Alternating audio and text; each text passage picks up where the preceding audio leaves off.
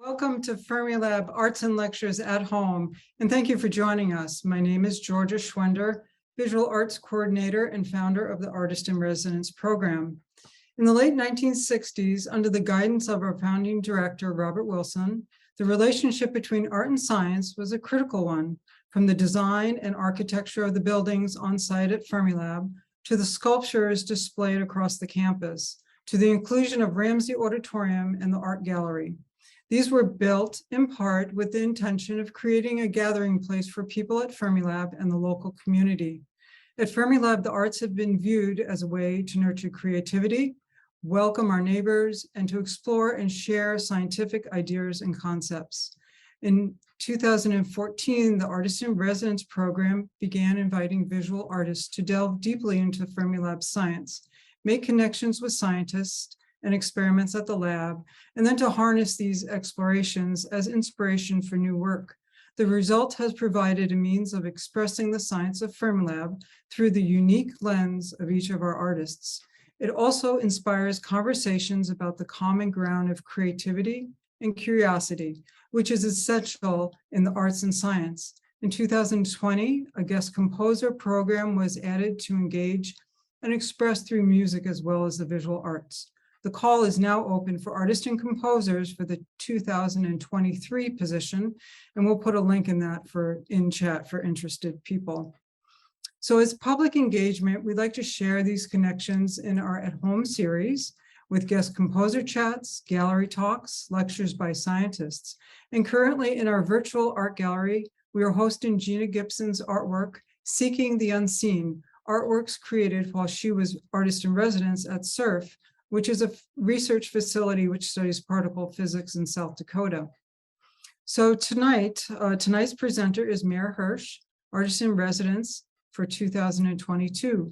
Mare's artwork investigates the ways technology and art can expand opportunities for creative expression, connect data to creative practice, and foster opportunities for inclusive discourse on social, political, scientific, and philosophical issues of our time.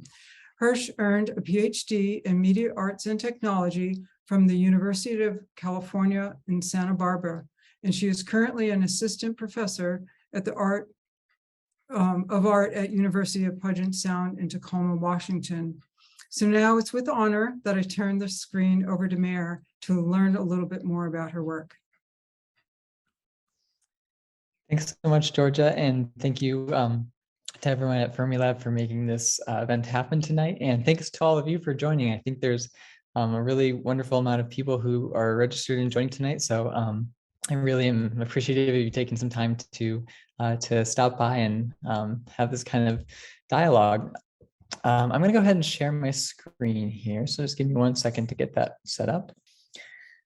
So today I'm going to be talking about this maybe spectrum or this dialogue between data visualization and data-driven art.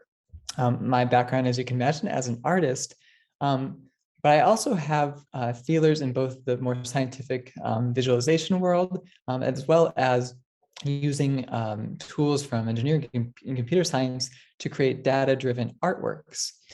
And so today I'm going to be talking about a few of my data-driven pieces. But then I'm actually going to be talking more about the process that I use to depart from this idea of data visualization and go into the space of data-driven art.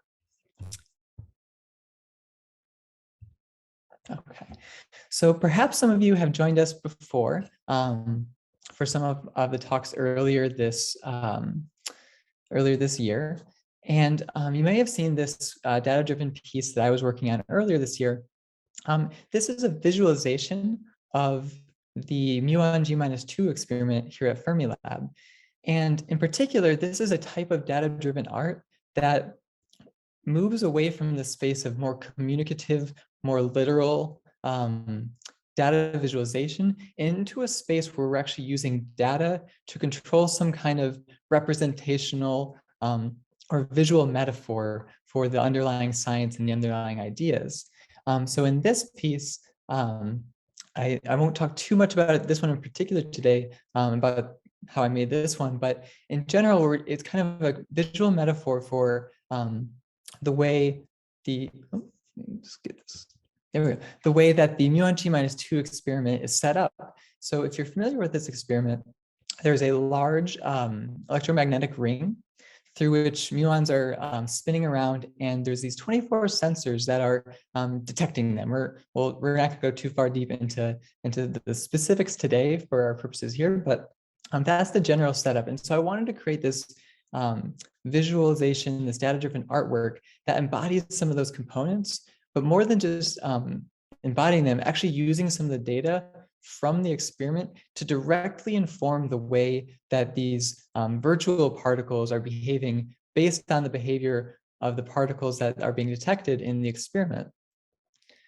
And so you can see that this kind of creates a really interesting visual space, these different morphologies and designs that come out of using data to create visualizations.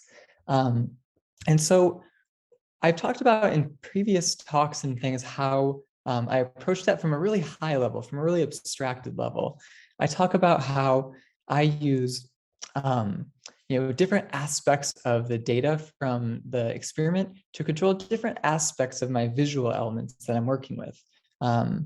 Oops, there we go. So as an example, here is some sample data from the mu on G minus 2 experiment. This is sort of a small subset, and we're going to be actually looking at something even smaller today. But just as a generalization, we see here that we have some columns of data, and I'm using these to inform my visualization. So if we look actually maybe just at 2 of these to get an example, we can see that from the experiment, I have some data that talks about things like elapsed time. So when they are putting muons into this electromagnetic ring, they're keeping track of how long it's been since those muons were introduced to the ring. They also have these 24 sensors, which are in my visualization are represented by these 24 white dots around the circle.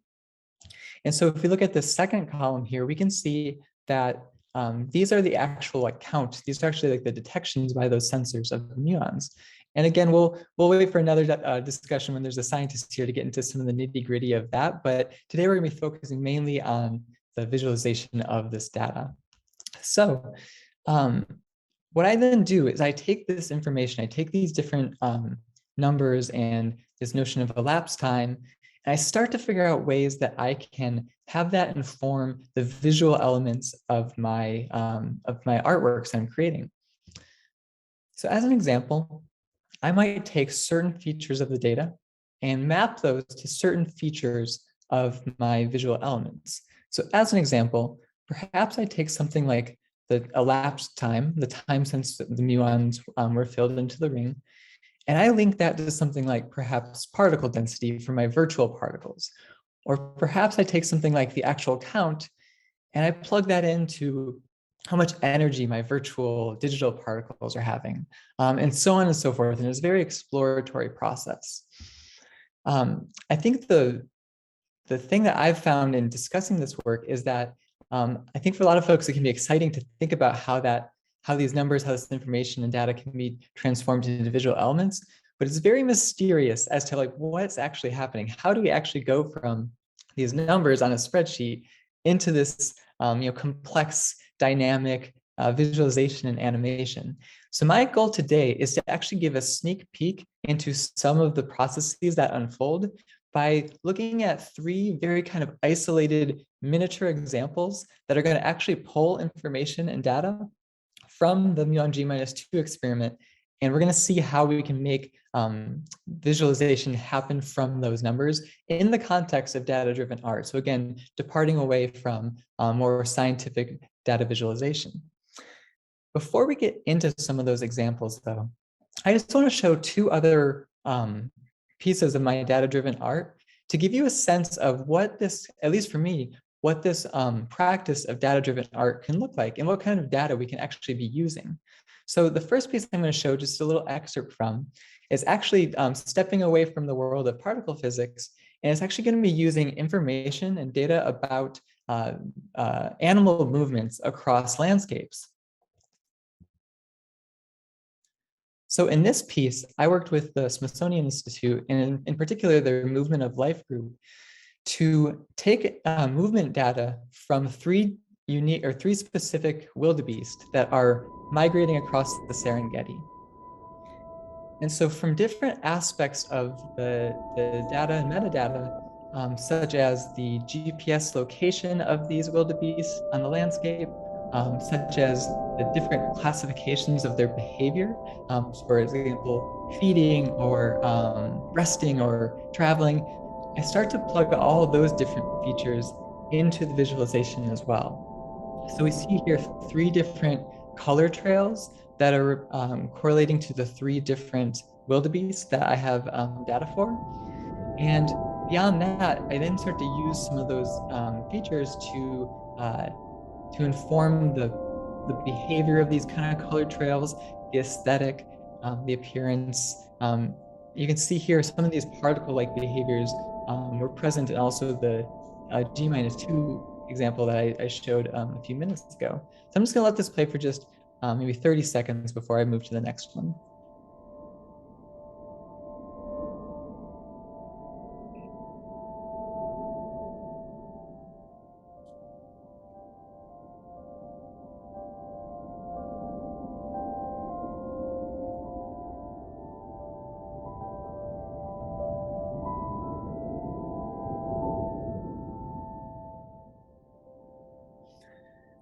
Now, the next example of what data-driven art can look like is actually going to depart from the space of using spreadsheets and numbers on a page, and actually into the space of data derived from audio recordings.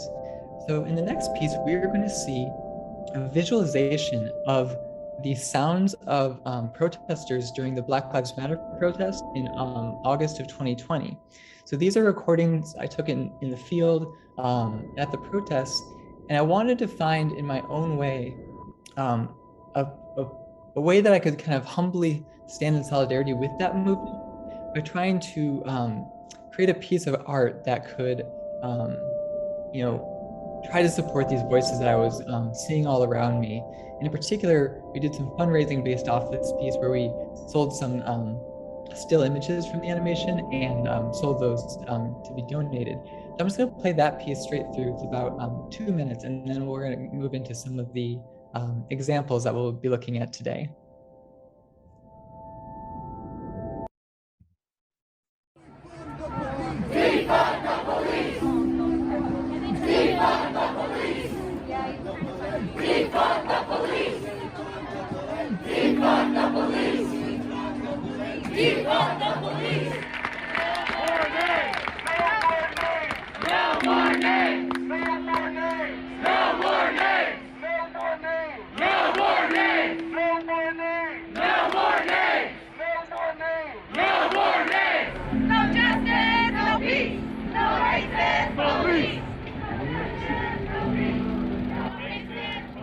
So in this piece, like in the others, I'm using aspects of the audio data to inform the behavior of this network of particles. That's kind of a metaphor, a visual metaphor for this network of people who came together to raise their voices.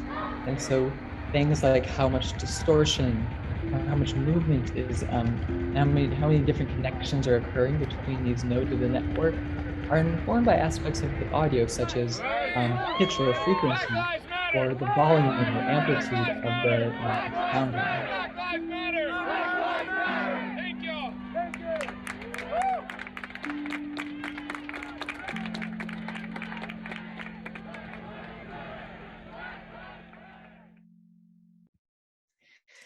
So, as I mentioned, in this work, which is kind of foundational to my artistic practice, in sharing this work, sometimes it's very, like I said, kind of mysterious to know, yeah, I understand that you're using this data to connect it to visual elements, but what does that actually look like? What does that actually mean? Really in kind of tangible sense, right? And so my goal today is to show a couple mini examples that will highlight one or a couple of approaches for starting to explore this space of data-driven art as a departure, or as a maybe evolution or along a spectrum from data visualization. And so this is sort of a high level kind of abstracted flowchart, if you will, of my process. So I start with some data, whether that's like we saw from sound or from scientific experiments. And I then use this type of programming that's often referred to as creative coding. Creative coding is can mean a lot of things to a lot of people, but generally speaking, it's a type of computer programming that is used to generate art or is used for some kind of creative output. So there's a lot of things that could, that could result in architecture, graphic design, animation. There's a whole big umbrella that covers these topics. But through this process of creative coding, I then connect the features of the data to specific elements of the visualization. So for example, that could be having the data impact geometry, or having it change different colors based on changes in the data, or it could be used to inform or control animation. And so we're going to look at a couple examples that address each of these different topics to sort of give you the under the hood look at what I'm doing when I'm actually starting to explore and create these data-driven art pieces. So for our purposes today, we are going to look at just like two, kind of reduce some of the data from the mu on G minus 2 experiment into just two data features that we're going to be thinking about. So first, we're going to be thinking about that idea of time. So how much time has elapsed since the scientist kind of injected these muons into the ring? And what's that count value? How many detections are these sensors, these 24 sensors, collecting? And we'll just kind of leave it in that sort of simplified state because it's more about what we're going to use those numbers for at this moment than getting too deep into those. And so the first thing I always do when I'm trying to start to build a new data-driven artwork is to actually do the data visualization part first. So I want to be able to see what this data looks like. I want to know if there's any interesting behaviors or patterns that are hard to tell from just looking at a whole bunch of numbers on a spreadsheet. And so let's do that step first. So what I want to do is just plot like you might see in a scientific paper or a textbook or something. Those two parameters we're looking at, time since the muon fill and the number of counts from the detectors. And so I wanted to look something like, your standard line graph, or something that we're kind of familiar with. So what I'm going to do is I'm going to be showing some examples from one of the kind of spaces that I do creative coding in. The code here itself is not really the focal point. We're not going to get too deep into that in today's kind of short talk, but I will point out a couple very specific parts of the code that you don't need any experience for, but I'll show you what this one line of code is doing to get that data to be something visual. And so the first thing I'm going to do is just run this little code example. And what we're going to see is those two features of the data plotted visually here. So what we see on the right is the output from this code. And this is actually creating a more standardized visualization of those two data features. And I give us a little bit of a visual cheat sheet, if you will, on the bottom.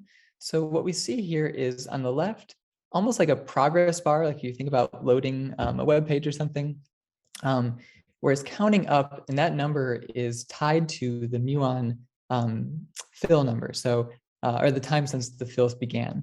So this number is going to count all the way up to around 600 microseconds, excuse me. On the right side, we saw this sort of pulsing rectangle.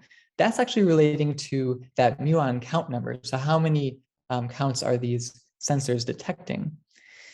And what we see when we plot this visually is something really interesting, and it's something the scientists at Fermilab call the wiggle plot. So the wiggle plot is the fact that the muon counts have this sort of cyclical, oscillating kind of sine wave-like behavior to them, and that over time, the amplitude or the size of those oscillations starts to get smaller and smaller and smaller and smaller as there's fewer and fewer and fewer events detected by the sensors. So let's just take another look at that just to sort of see, because I'm going to be using these little visual cheat sheets for the rest of the examples. And let's just take one more look to get a sense of this, this wiggle plot and how it's kind of unfolding over time. So again, here we see this decreasing oscillation of the muon count and this increasing time since the muon fill began.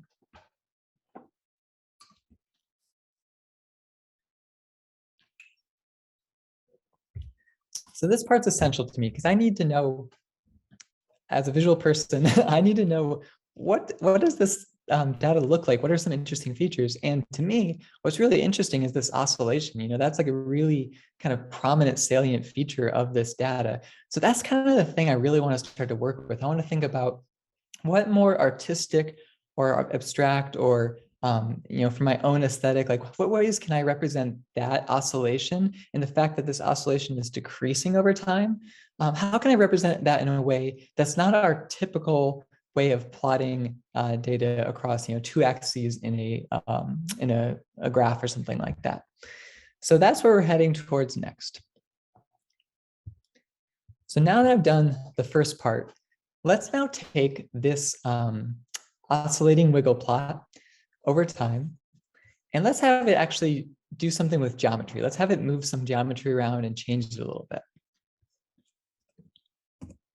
So our next example, what I want to do is instead of drawing a bunch of points for each little data point, I want to use that data to impact some geometry and change it a little bit. So what I've done in this example is I've put this one line of code, put a number of lines of code, but the one we need to care about right now is this little thing here that says rect 0, 0, r size.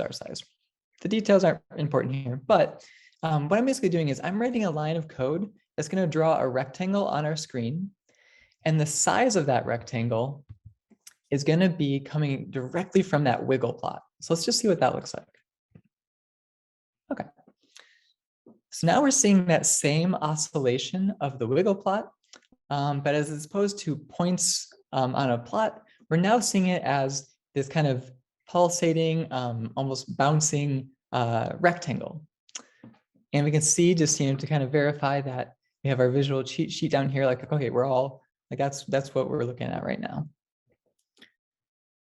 And so this is starting to get interesting. Now we're actually starting to see some kind of geometric features that are coming from the data itself.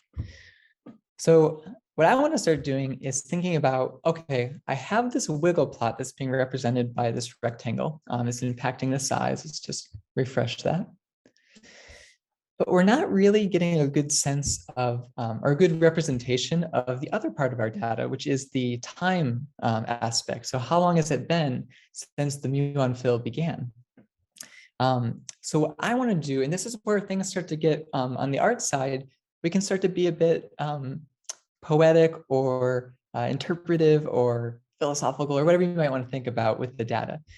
So my immediate thought is when I start to think about time, I think about clocks and things. So I started to think about, you know, sundials. I started to think about rotations.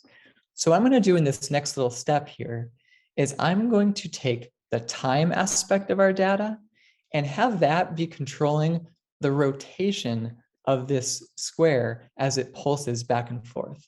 So this little line of code, which I'm going to kind of make happen again, that's going to basically say, take all that time data and use that to rotate this square. So let's just see what that looks like. Okay. So now we have kind of both features of our data, time and count, being sort of in play to impact the behavior of this square, or in terms of the code, the rectangle. So, okay, now we're kind of getting somewhere, something kind of interesting. But one thing that's really powerful about the way we can use code to create these animations is that we can actually almost think of it as more like a drawing machine. So right now, what we're seeing with this rectangle, we're seeing it show, like at any given moment, we're seeing this square pulsating or rotating based on one particular line of data. So, at this time, the muon count was this much. And so here's what that equals with our square. But unlike our previous plot, we don't get to see the whole history of that data. We don't get to see the beginning all the way to the end, like we do with something like this. So what I'm going to do is find a way to make this square that's increasing and decreasing in size and rotating, be able to kind of accumulate, so we see like the full history of this data in the form of this rotating square. So I'm going to do two things for that. First, this little line of code here basically says every time I draw one square, I'm going to then kind of erase it and make a white background and then draw another one. That's the whole kind of nature of animation in some ways, even before computers. And so what I'm going to do is I'm going to say, hey, let's not draw a background. So let's just see every single square or rectangle that I draw. Let's see them all. The other thing, just because I have a little bit of experience doing this, is well, you know what? Let's actually see what happens if I don't do this. So let's see now every single rectangle drawn for this entire kind of data set that we're working with. Okay. So now we're starting to kind of get somewhere a little bit interesting visually, right? We're now getting this kind of drawing behavior based on these two data features. And we're able to get this sense of time and history for the data because we're seeing the entirety of where we've come from and where we are now. Now, this is really where like the visual kind of aesthetics and preferences and artistic ideas start to come in place. So for me, when I look at this, I'm like, okay, this is kind of interesting, but we're drawing so many squares here in the middle that it doesn't look that great to me at the moment. It's too dense. There's too much kind of drawing in the middle. So what I'm going to do is something where I make just all these squares just more transparent so that we can see kind of through them a little bit more. So I'm going to just do this, which is basically just I just added this number to make it more transparent. Let's just see what the result is of that. Okay, a little bit better. We're still getting a little bit kind of darker in the middle than I want. So I'm going to go pretty extreme here.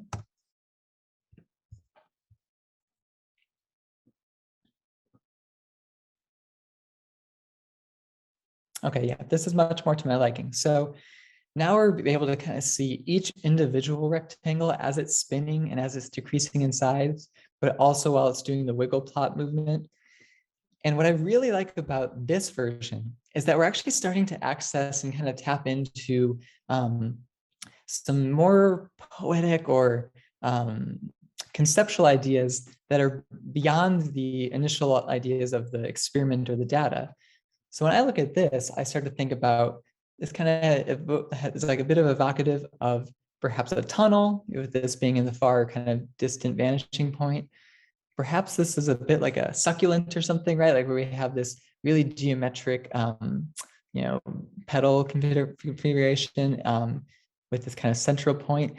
So this is really the fun part for me, is once I start to grab some of these features of the data and I start to plug them into different aspects of the visualization, I then can kind of have this exploratory process, this process of discovery and play and kind of playfulness, to see if that guides me to sort of a conceptual idea that I might want to run with. So maybe I really like this idea about the tunnel or the succulent or whatever it might be. Maybe I start to develop a piece that really leans into that idea and maybe takes it even to a further kind of poetic or philosophical place about, this journey towards knowledge or, whatever it might be. That's to me where departing from the kind of pure data visualization into the space of data-driven art gets to be really fun, and it gets to kind of create a lot of interesting conversations, especially when you're sharing this work with an audience in a gallery or online. Okay. All right, so now what we've done is we've taken our wiggle plot that we plotted kind of conventionally, and we've used the time and the count data to impact the geometry and create something that draws with this square.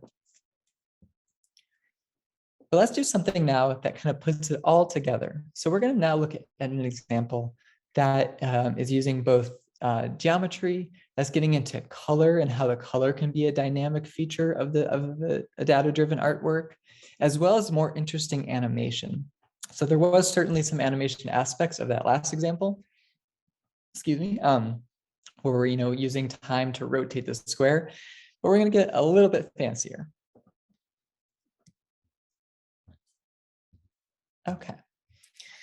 So what I'm going to do in this example is I'm going to create a bit of another kind of almost drawing machine you can think about.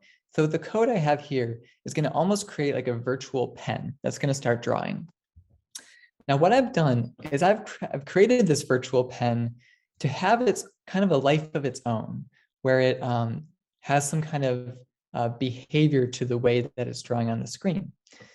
And what I'm going to do is use those two features of our data, the muon count and the time since the muon fill began, to impact the drawing behavior of this line. So let's take a look at what it currently is like, and then we're going to, like in the last example, we're going to increase the complexity and explore a couple ideas.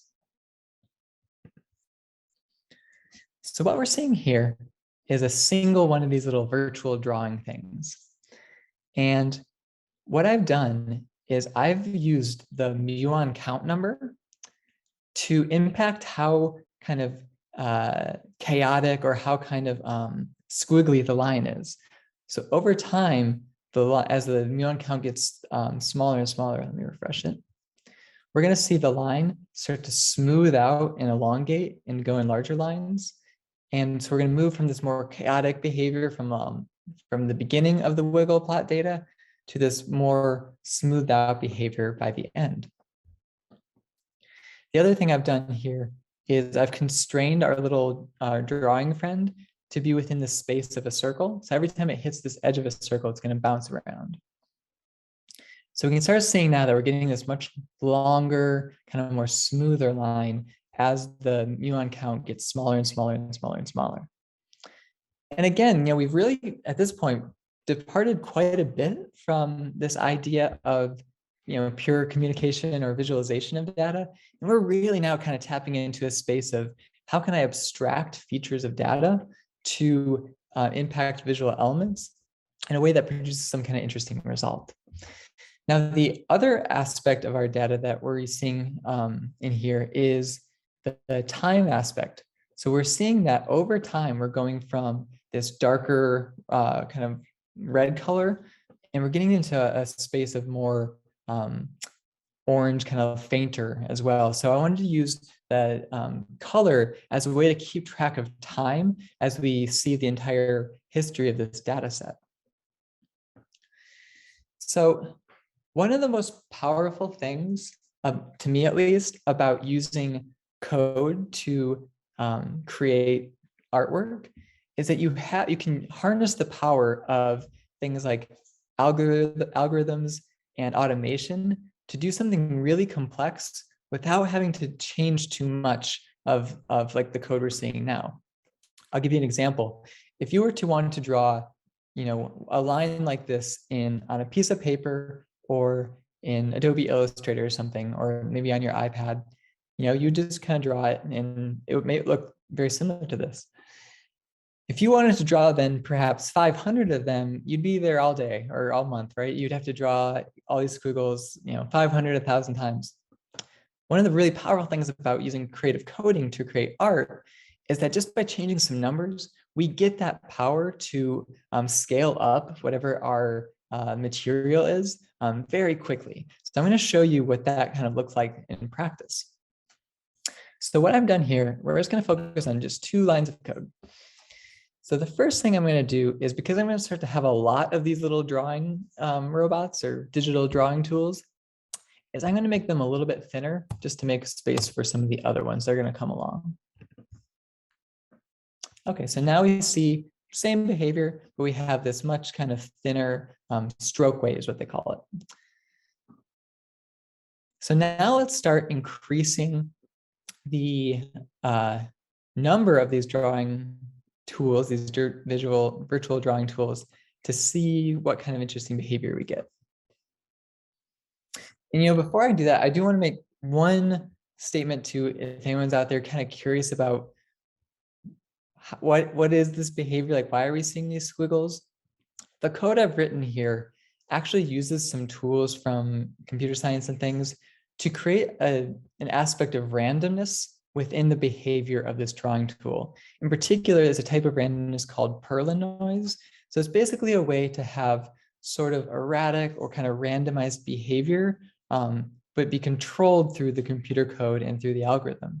And so what we're seeing here is these lines being drawn, and I'm having the muon count number impact how random that randomness is, if that makes sense. So at the very beginning, when the muon count's really big, we're seeing much more randomization. And by the end, we're seeing this smoother fluid line as the amount of randomization or noise injected into the drawing tool starts to decrease.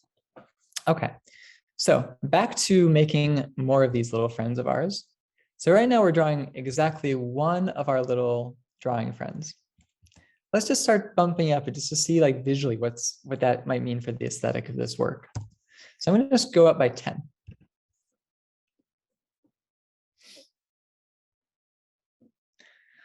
So already I think that you'll see like the sort of power of where this is going to go, because the complexity factor certainly ramps up, but definitely just the overall aesthetic changes. We're starting to see the boundary conditions I've set for this virtual drawing tool. We're seeing this circle get a bit more defined.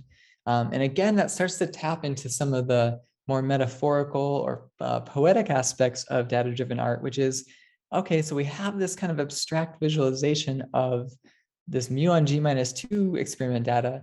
But what happens when it starts to look like this almost like planetary object or something like that? Now, through my own experiments with this little example, I found that, to my taste, 500 is like the perfect number of little drawing tools to have zooming around this space. So let's just watch it from beginning to end with 500 of these little digital drawing friends.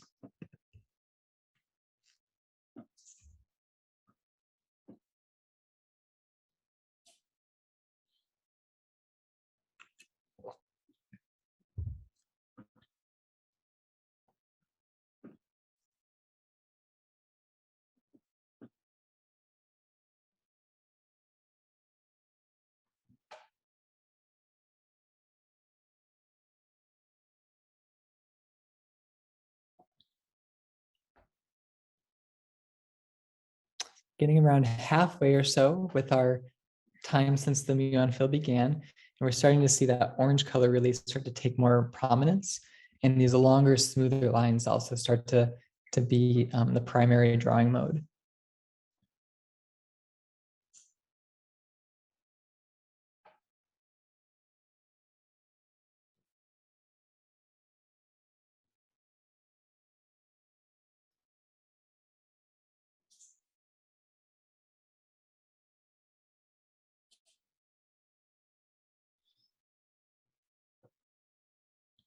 Okay, so the last thing I want to say about why I'm so interested in using these kind of tools to make art, other than I just think it looks beautiful and there's just something joyful about it for me and very playful and exploratory.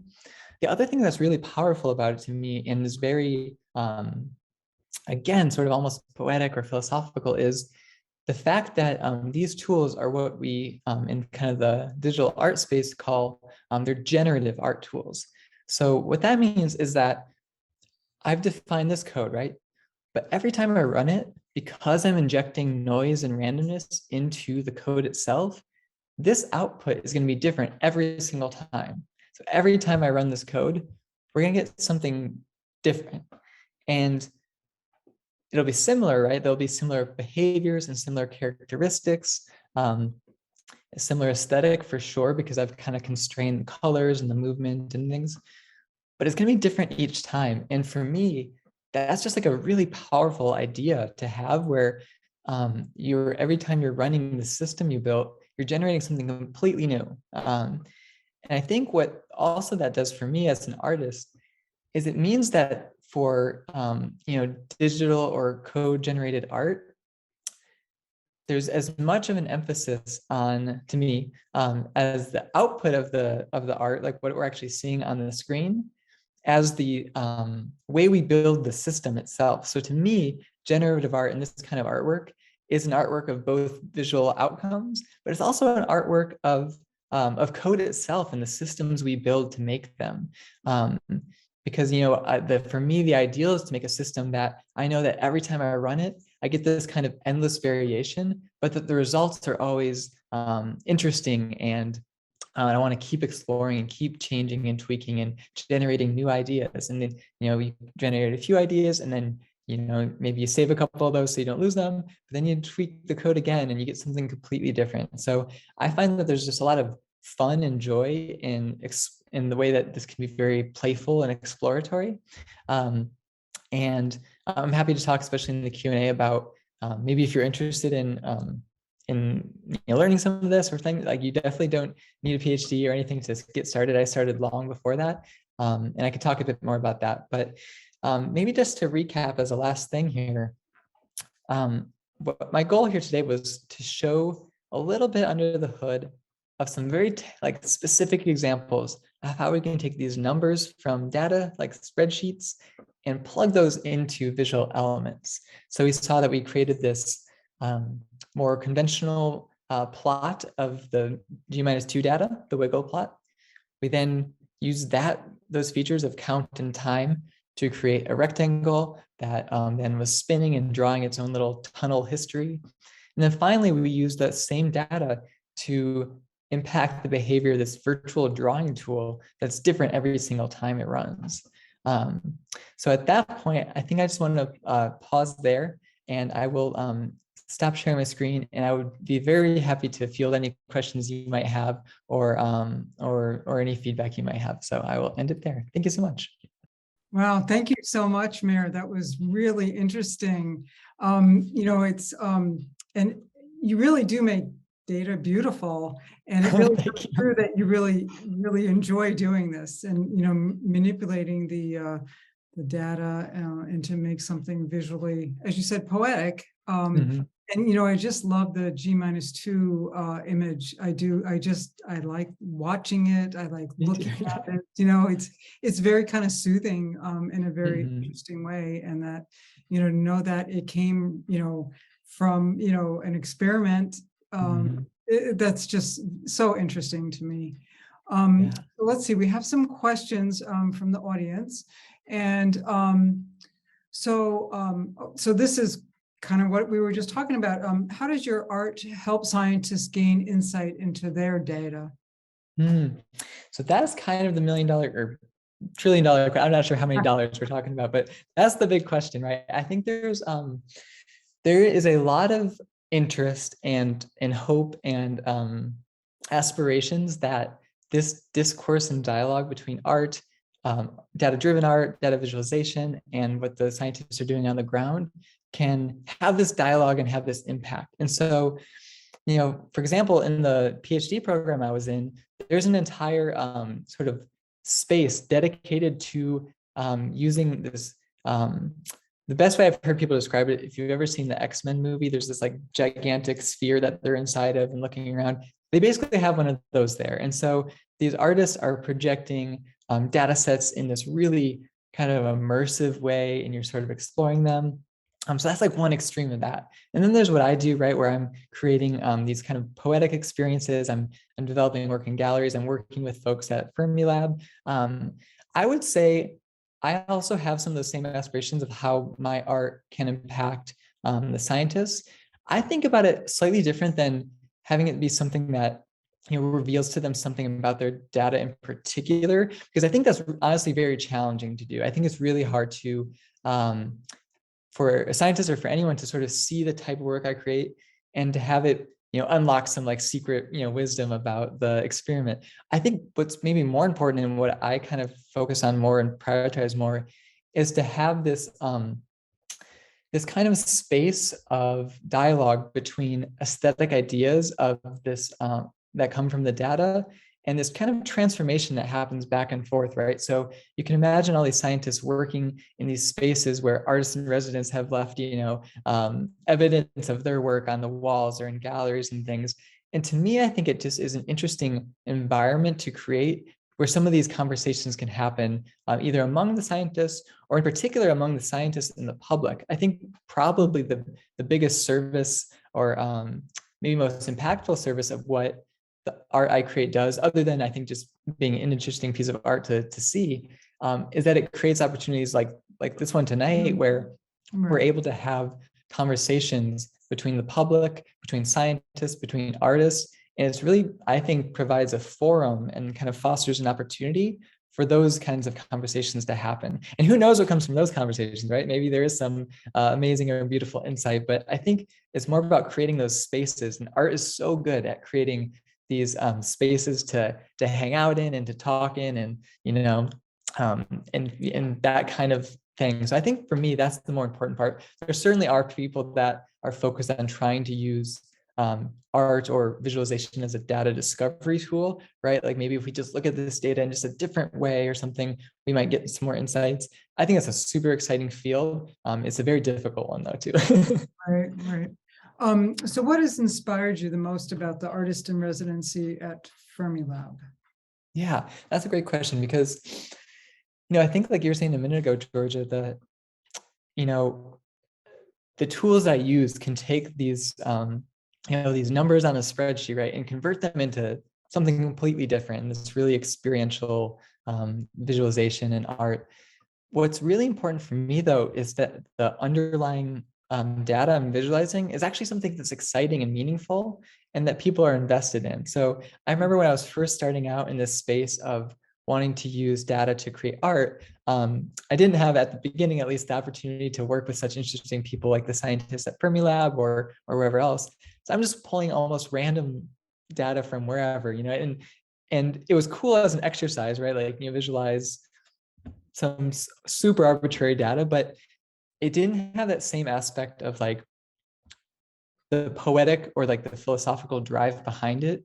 Mm-hmm. And it didn't have those same dialogues, right? So like when I create something like either the works you saw tonight or some of the other examples I showed at the beginning of the talk, those I think engage not only me, but like the scientists as well. And we can have a really cool conversation. So I think that's what has been most valuable is being able to present this work back to the scientists, and so discuss some of the ideas that I see come out of it, whether it's aesthetically or poetically, and just see how they respond to that, and see if any of those shared thoughts or experiences are something they experience while they're doing the work of the science and things like that. So really, to me, it's almost like the human connection part of it. Having that sort of space to work with another person where you both really deeply care about these numbers on this page for very different reasons. That is really beautiful to me, and much more interesting than just using some random numbers I grabbed from wherever. So right. So this is a very specific Fermilab question. So it says some of the most famous visualized data is from the 2015 LIGO chirp that represented the detection of gravitational waves for the first time. Have you ever done work with LIGO data? And is there something analogous in the in like Fermilab chirp data? I personally have not. I've spent most of my time with the G-2 folks. There's a lot to dig into there, so I've decided, because what you haven't seen tonight, maybe you saw in some previous talks, is there's a lot of sort of avenues that I'm working in with the G-2 data and the scientists. So there's a whole physical light sculpture piece that's in production. There's some collaborations with composers and musicians. So I've felt no shortage of work on that space. So I haven't really tapped into those other kind of iconic aspects of Fermilab yet. I will just say, maybe from the outside looking in, that I'm absolutely certain there would be some really fantastic opportunities, and I'm sure there already have been with previous artists in residence to sort of see what's hidden, aesthetically or poetically or scientifically within some visualizations like that. And this type of work happens, a lot of places too. Fermilab is a fantastic artist residence program, and we also have kind of sister programs at CERN and SETI and all these different places. My PhD alma mater, UCSB, there's a artist in residence at the Theoretical Physics Institute there, and so I think each of those, to me, again, as an artist, I almost get excited about what are maybe some of the unique aesthetics or visual elements that come out of these different types of science and these different types of experiments. So I would imagine that someone that looked into these other Fermilab domains would find kind of unique features, like for me, like the wiggle plot, something like that, that would really influence the type of work that they create, because there's just completely different active ingredients involved. And the work that you're doing is really groundbreaking. I mean, it's it's just not done in the way that you do it by anybody ever. And that is just so darn exciting. I appreciate that. And we're so happy that you were able to dig deep with our scientist on G-2 and create some really special work. And I am very much looking forward to these light sculptures that you've hinted at. Totally. Maybe in the future we can do another talk or see them. There's a lot of possibilities, right? Definitely. Yeah, and it was exciting for me, especially I kind of coming to Fermilab, I pretty much knew I really wanted to work with the G-2 folks, because, I not so much, necessarily the academic literature on G-2 and the kind of the previous experiments in that space, but, through other articles and through podcasts, honestly, I was aware of that sort of lineage of this experiment and how this was like this really, big step up in sort of the accuracy of the experiment and like what the potential for the results of the experiment are in terms of our understanding of the standard model of particle physics and things like that. And so it felt like I was sort of, rubbing elbows with like some people that are really on like the frontier of this like really incredible discovery. So it was an honor to sort of show up and just be able to work my way in. Neat. So I think we have one last question. Okay. And that's going to be, do you divulge your code or data set and random seed for each piece of artwork, or do you keep that as an artist secret? And do you have a workshop for us wannabes? So to the first point, there is a lot of my work that is open source and freely available. You will find that if you are someone entering, let's call it this kind of creative coding space, there is a really great kind of generosity of spirit among that community. The internet's not always that generous, but this community tends to be. There's just so many great resources that provide not only tutorials and instructional videos and things, but a lot of great code examples that you can just grab and start to mess with yourself, because that's honestly the best way to learn, is to just take something that works and start to play around with it. So yeah, I do keep some of my stuff kind of in that space as well. Some of my classes that I've taught in the past on this topic are freely available. If you want to send me on my website, there's a contact form. If you want to send me a message, I will happily point you towards some specific things, both of my courses, my examples, as well as others. That said, I am a practicing artist, and so there are certain secret sauce things that I keep just to myself. Like the examples I created today to show for you were very much in the space of things I would use to teach creative coding, and I have used to teach creative coding. But there's kind of my whole other stuff that is, it's something that I feel like is very essential to me as an artist. Like I was saying before, like art is both what comes out as the visual output, but it's also these systems we're building. So I tend to think about, for certain things, that the code I create is as much of the artwork as the other things. So there's certain things I do like to keep kind of to myself or share very carefully. But most of it, especially in terms of things, in terms of learning, there's so much out there that's free and welcoming. And like I said, if you message me on my my website, I will happily respond and share with you some resources to look into. And I'll just say, don't be intimidated. Honestly, like I got into this from a music background where I had done no prior coding or engineering, and it's really more accessible than you would expect, is what I'll say about that. Wonderful. Oh, this was such a wonderful talk. I learned so much.